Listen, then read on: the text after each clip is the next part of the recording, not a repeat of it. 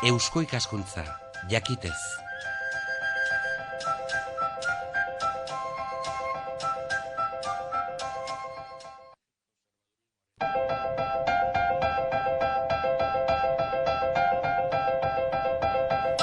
Euskal Herria irratian kulturarloa.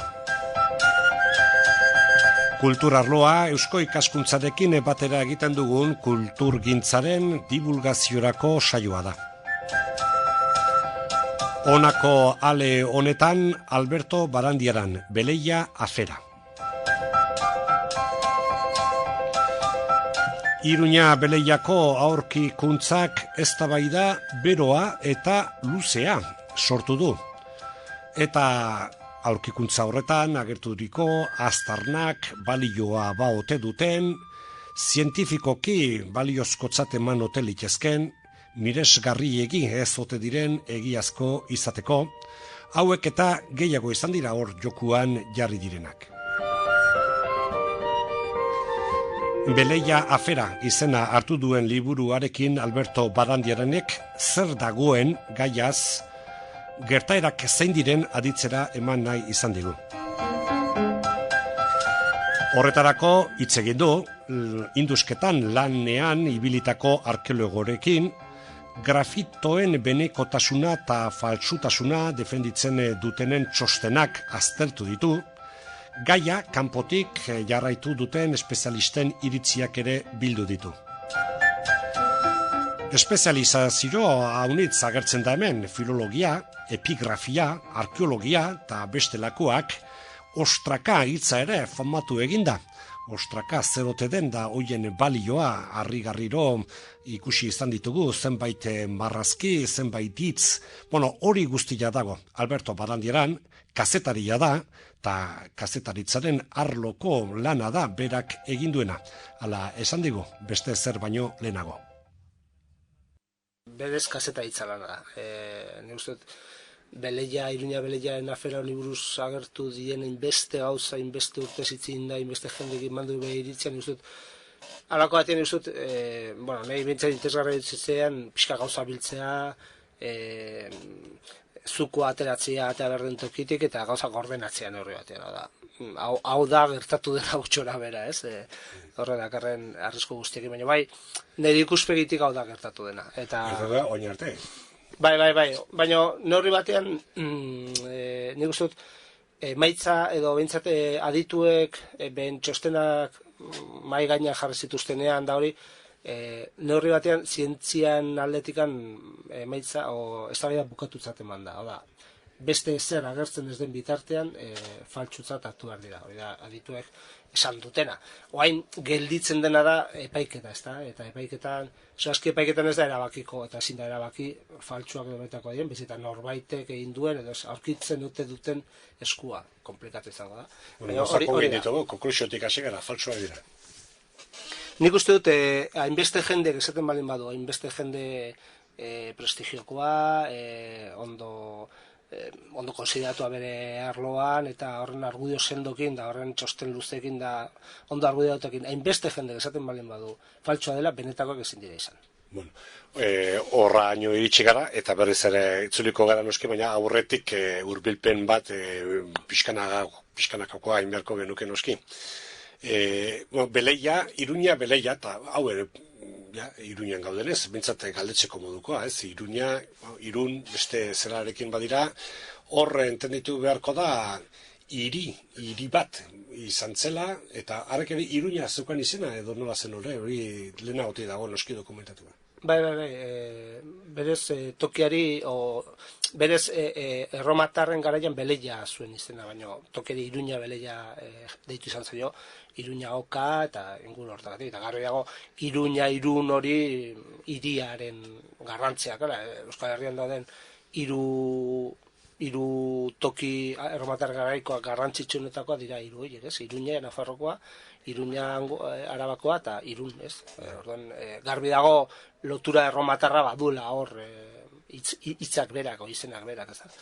Iruña Beleia zer da, Iruña okan, Gasteiztik 12 kilometroa dagoen hiri bat, oso berezia nunbait oso importante izan zen bere gaian, behar bada hemen gure Iruñaren parekoa edo bintzat edadura edaokin ez da, baina honerakan berezitasuna da, haren gainean ez dela ezer eraiki. Ez da, hemen bezala, egin dela hiri bat sortu zela eta azpian ez dakigula zer dagoen, ez da.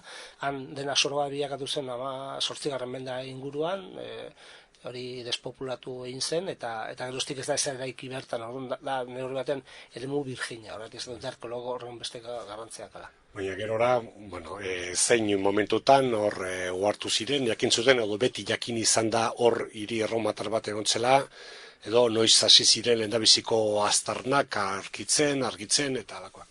Hiri bat egon zela bazekiten aipatua dagolako hainbat testigantzatan da Beleia eta gaina omen zegoenan kohorte bat, Galius, olako guarnizio bat bazegoela eta jakina da Bordeletik Astorgako bide hortan bazegoela hor Beleia izeneko bat. Indusketak eta 1900 edo inguru hortan hasi ziren, gauza batzuk pixkat hemen egiten ziren bezala monumentuen berreskurapenerako giza hortako, batez ere ikusteko zer dagoen, pixkat lan zientifiko baino atera harriak, ezta, eta hor hasi ziren batzuk.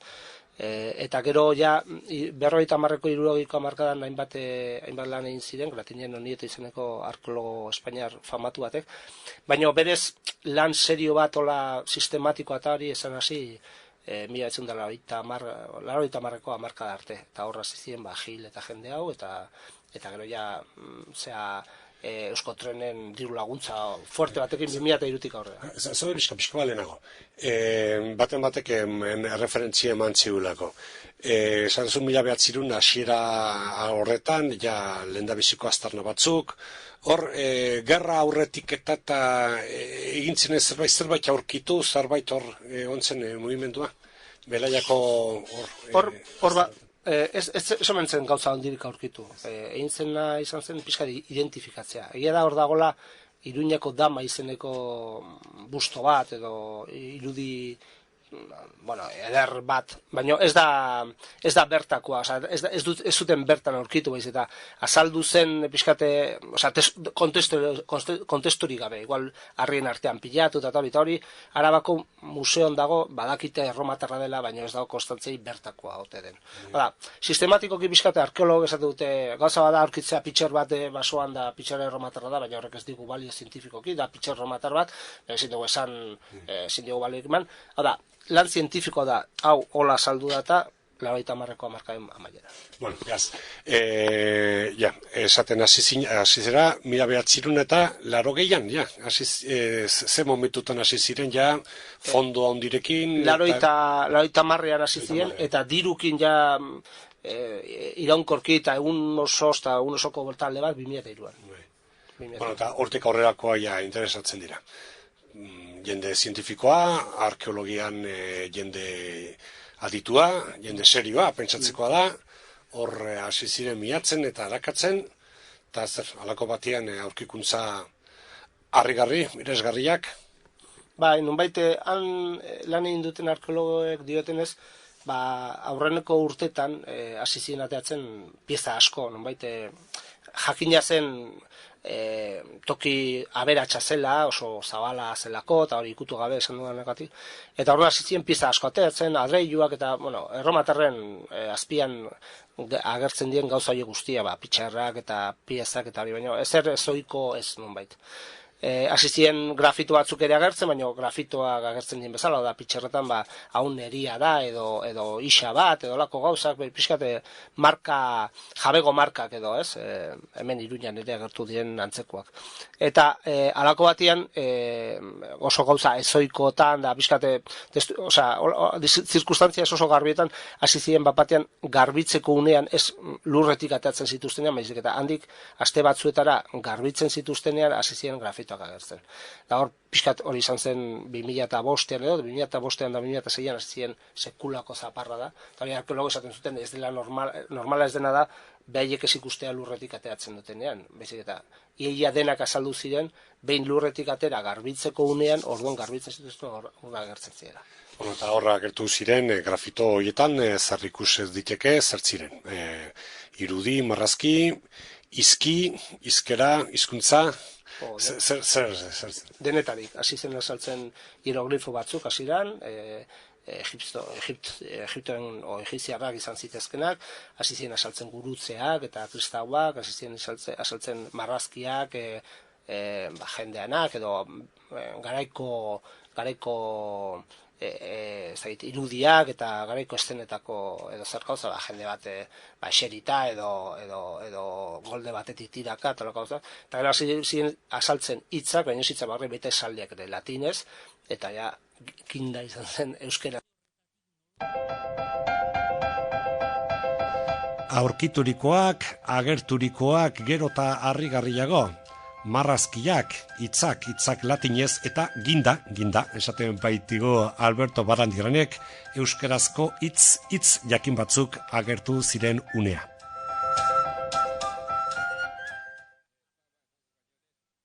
Ez bakarrik euskerazatetik, da, etzen izan ni naiz honen seme edo pixka gara hartan agertzen dien gauzak, edo ni ez dakit noren seme, bez eta ja esaldi oso profanoak eta guztia da, aita arraina rapa, eta ni beleian 12 urte ditu, eta nire ama kristiana da, eta loko goza. Orduan, berez harrigarriak egite zaizkigu denoi, profanoi ere bai, esan dut, berez ordura arte azaldu gabeko goza, eta handik aurrera ere azaldu bat ere ez diren gauza baten azaltzia, hori sekulakoa zen, eta sekulako zaparta sortu zen berehala. Berehala ere hizkuntzaren ikustuten euskaren aldetikan, ez bakarrik antropologian aldetik, antropologia kulturalen aldetik, da, nola da posible batean inoiz agertu ez denean, eta gero handik aurrera ere agertu ez denean, hainbeste gauzak azaltzia batean, eta baita ere hizkuntzan aldetikan ere problema asko omentzu den, ez? Grafia, lexikoa, eta hori guztiet, hor hasi zen pixkate. Hor hasi da, eta, hemen gertatzen dena da, ez gauza harrigarriak daudenean, miresgarriak daudenean, batzuri beraxe, eszeptizismoaren kriterioa ez neusitzen da, ez da sinesgarri, orduan, eta beste batzu berri zer, mirari edo miresgarri den horri kredibilidadea ematen diote, hori da, pentsatuz denak uste honez ari direla, edo beste pausua da, uste honez ari ote denez. Nik uste hemen ibili den jende gehiena, salbu eta faltsutzailea, hemen ibili den jende guztia ibili da asmo honez, hau da, zuen esaten zunagatik, eszeptizismoz jokatu duten, nik uste dut zientzian oso osasungarria dela, eszeptizismo eta estetiko izan behar da bukaeraraino, era bat, frogatorte baldin bat persona bat, o aditu bat, pixkat zalantzan jartzen duna, holako, beri gertatzen da zientzia arlo guztietan, medikuntzatik hasi, biologian, historian, esan dut, norbaitek jartzen baldin badu argudio sendokin teoria bat, teoria hori gelditzen da solfa gutxen, ez guztien, stand-by, horrez du esan nahi persona bakar batez zalantzan jarri dezakela dena, baina zalantzan jartzen ditula dudai gabe. Enbeste agertu dira, enbeste zalantza eta eszeptizismo hortatiz jaiotako dela, dudai gabe. Baina beste aldean ere, sekulako entusiasmo zientifiko askotan, asko nahaztu dula gauza asko, eta korapilatu eta desitxuratu dula benetako eztabaida, ez da. Eta hor ja, ez dakit, iritsi dira egiazko, esango dugu, eskolak edo taldeak edo itera, ez, batzuk kostala kosta, eta sinestu nahian hori egiazko dela, garrantzi handiko aurkikuntza dela, eta alakotan da, polemika bixi, batzutan xelebre batzuk, beste eta ja, luzatzen den enean aspergarri, bizitasuna eukidu momentu batzutan behintzat gaiak. Nik uste oso interesgarri izan dela, alde askotatik, ez bakarrik linguistikoki, eta linguistikoki oso interesgarri izan da, ez bakarrik historikoki eta historikoki oso interesgarri izan da, edo kulturalki oso interesgarri izan, baina izan da soziologikoki oso interesgarria. Eszeptiko eta entusiasten arteko hori, ez, ni sinistu nahi dut eta sinistu behar dut, hortan egon da jende franko sartu dana, hau ezin da gezurra izan, segurazki espainolea sartu nahi duten zelia, eta gaina araban euskeraz hitz egiten zela frogatzea, eta gaina kristautasuna iritsi zela, no? Aldatzen zuten paradigma osoa, hezkuntzaren aldetikan, historiaren aldetikan, bueno, zen sekulako aldaketa, zen benetako rosetako harri bat. Eta orduan, alde hortatik entusiasmo handiz, ibilidan jendia, nik uste dut asmo honez gehienek, bueno, ni dakidan arte behintzat, baina egia da hor nik uste dut iritsi dela desitxuratzera, benetan hain muturtuta geratu diren bi posizioiek azkenean nahiko momentu hontan oso soluzio txarra da. Egongo da jende asko pentsatuko duna, hori egia dela eta izkutatu intzutela. Lefere kontu bat, ez? Niretzako bai. Probaen gainetik eta norberak duen aurreko juzku edo lako zerbait. Bueno, baina hemen gaia da, falsuak edo norbaitek falsutu, behaz hor batek eginak dira, ze intentziorekin edo ez dakit, hori ja ez dakit zer puntutan gauden. Bueno, faltsutzaileen soziologia oso zabala omen da, baina beti omen dago alde batetik engainutzailearen edo ziria sartu nahi dunaren ni zuek baino gehiago dakit, eta beste aldetik ere egon daiteke interes ekonomiko hutsa da, goazen hemendik negozio handi bat egitera, goazen hemen dagoen aberastasuna eta hemen saldu Pompeia bat bezala eta dakarren zea guztiakin, ez da. Garbi dago hemen gelditzen dana, eta nire ez logo zuta argitu nahi liburuan, zer onola egin zen edo norgi egin zuen, eta... Zententzioarekin, esaten dituzun hipotesi horietan. Hombre, hori... Broma bat egin nahi ez... Broma handiegia da, ez da pieza bat edo bi pieza dira 250 pieza, eta benetan garrantzitsuak edo potenteak izan daitezke 50-40 bat, hori ez da broma txiki bat, broma bat izan daiteke bat, eta hori nonbait gertatzen dira batzutan olakotan, beira ze aurkitu dugun, da pieza uste eskasetan, baino, ez hemen broma bat baino gehiago, hemen badago asmo bat hau saltzeko benetako Pompeia bezala. Eta, betire eta hor oraindik balioa aitortu nahi diotenak eta froga zenbait eskatzen dute eta egin behar direla, datazioa eta zehazteko, eta nonbait ez dakit, bestetik erresistentzia badago froga horiek egiteko, zeratik froga horiek balio eman etzaielako edo, esan nahi dut horria, inork oraindik eukiditzaken zalantzak argitzeko balio baldin badute zergatik ez diren egiten edo. Bueno, hemen hain eskatzen nahi direna, da froga fisiko-kimikoak aztertzeko piezak fizikatik eta kimikaren ikuspegitik. Alde batetik hori eskatzen dute hori dela ezinbestekoa, besteak iritzia dira, eta filologoen epaiak iritzia dira, historiaren epaiak iritzia dira, linguistenak ere bai, latinistenak eta hori. Eta orduan behar dela zientzia garbien, zientzia handien, zientzia puroen epaia.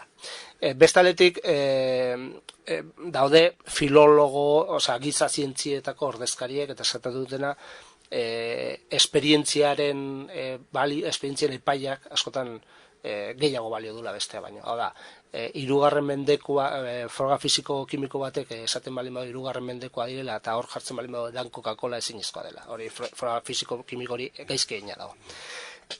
Hori da, izan daiteke numantino ere bai eta bizantino, eta ezerta iritsiko. Egia da, froga fisiko-kimiko horiek ez omen direla existitzen. Hau da, ez omen dago gaur egun oraindik froga bat erabaki dezakena pieza baten gainen egindako idazkun bat, arrasto bat, ze garaikoa den. Frogatu daiteke materiala, baina ez idazkuna noizkoa den. Behintzat, ez dira garbiak, ez dira frogagarriak, egin ziren batzuk, Eliseo Gilen taldeak kobratu zuen horregatik, dirutza, eta gero demostratu zen faltsua zirela, ez zirela ondo egin. Horrek ere gehitu zuen eskandaloari beste eskandalo txiki bat, ez da. Polemika hor eta auzi bidean ere, dagoen gaia, akusatzailean, eta gero hor gurutzatuta ere beste akusazio batzu, gero hor diren aztarnak behar bezala zaindu ez, baizik hor makinak sartu eta ondatu dituztela, hor ere akusazio gurutzatu da daude. Bai, hor, momentu honetan, nik uste asko olako akusazio gurutzatu asko ondira, batzu artxibatu dira, momentu honetan daude 3 inputatu, eta dira batez ere, hiru inputatu, eta dira zuzendari hoia eta bi kolaboratzaile, hori, faltsutzeagatik eta ostut ondareari kaltea egiteagatik, eta hori dago, oraindik ez dago epaiketari, dago aurrez aurretiko diligentzietan, eskatzen froga, asko luzatzen ari da, eta ni personalki uste dut, nire zalantza askati epaiketa iritsikote den. Eta akusazioa, bai, zer, eta gezurra egin dutela, baina ez dakit nik, nola dago kalte indiotela hori? Kalte indiotela ondareari, hau da, hor pieza batzuk die erromatarra, indiskuta bateko pieza erromatarra, adreilu puska, pitxer puskak eta hori, eta hor markak egin edo horien manipulatzea hori da ondarea. Beleia afera, Alberto Barandiaranek eginiko liburua, Elkar argitaletxeak ateratakoa, eta horren notizi izan dugu. Gehiago jakin nahi duenak noski liburua irakurtzia dauka orain. Beleia afera, Alberto Barandiaran, hemen aditu dugu Euskal Herria Irratian, kulturarloan, eusko ikaskuntzarekin batera egiten dugun kulturgintzaren saioan. Eusko ikaskuntza, jakitez.